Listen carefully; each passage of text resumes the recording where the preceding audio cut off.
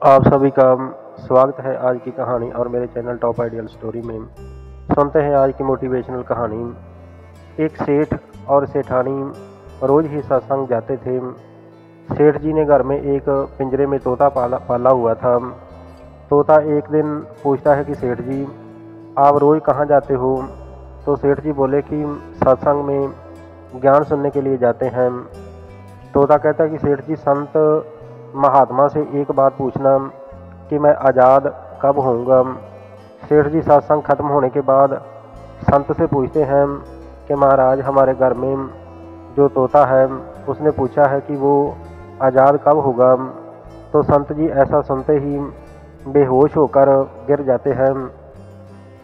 सेठ जी संत की हालत देखकर चुपचाप वहाँ से निकल आते हैं और घर आते ही तोता सेठ जी से पूछता है कि सेठ जी, संत ने क्या कहा? सेठ जी कहते हैं कि तेरी किस्मत ही खराब है, जो कि तेरी आज़ादी का पूछते ही वो बेहोश हो गए। तोता कहता है कि कोई बात नहीं सेठ जी, मैं सब समझ गया हूँ। दूसरे दिन सेठ जी सत्संग में जाने लगे। तब तोता पिंजरे में जानबूझकर ही बेहोश होकर गिर जाता है। सेठ जी उसे मरा हुआ मानकर जैसे ही उसे पिंजरे से बाहर निकालते हैं तो वो उड़ जाता है। सत्संग जाते ही संत सेठ जी से पूछते हैं कि कल आप उस तोते के बारे में पूछ रहे थे ना, अब वो कहाँ है? तो सेठ जी कहते हैं कि हाँ महाराज, आज सुबह सुबह जो जानबूझकर वो बेहोश हो गया और मैंने देखा कि वो मर गया है, इसलिए मैंने उसे जैसे पिंजरे से बाहर निकाला तो वो उड़ गया।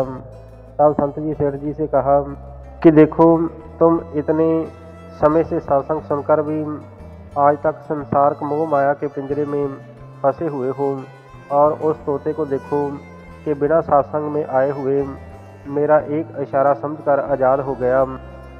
दोस्तों, इस कहानी का तात्पर्य ये है कि हम सत्संग में तो जाते हैं, ज्ञान की बातें करते हैं या सुनते भी हैं, पर हमारा मन हमेशा संसार बातों में ही उलझा रहता है। सत्संग में भी हम सिर्फ उन बातों को पसंद करते हैं जिसमें हमारा स्वार्थ सिद्ध होता है, जबकि सत्संग में जाकर हमें सत्य को स्वीकार कर सभी बातों को महत्व देना चाहिए, और जिस असत्य, झूठ और अहंकार को हम धारण किए हुए हैं उसे साहस के साथ मन से उतारकर सत्य को स्वीकार करना चाहिए। अगर ये कहानी आपको पसंद आई हो तो कृपया मेरे चैनल को सब्सक्राइब जरूर कर देना।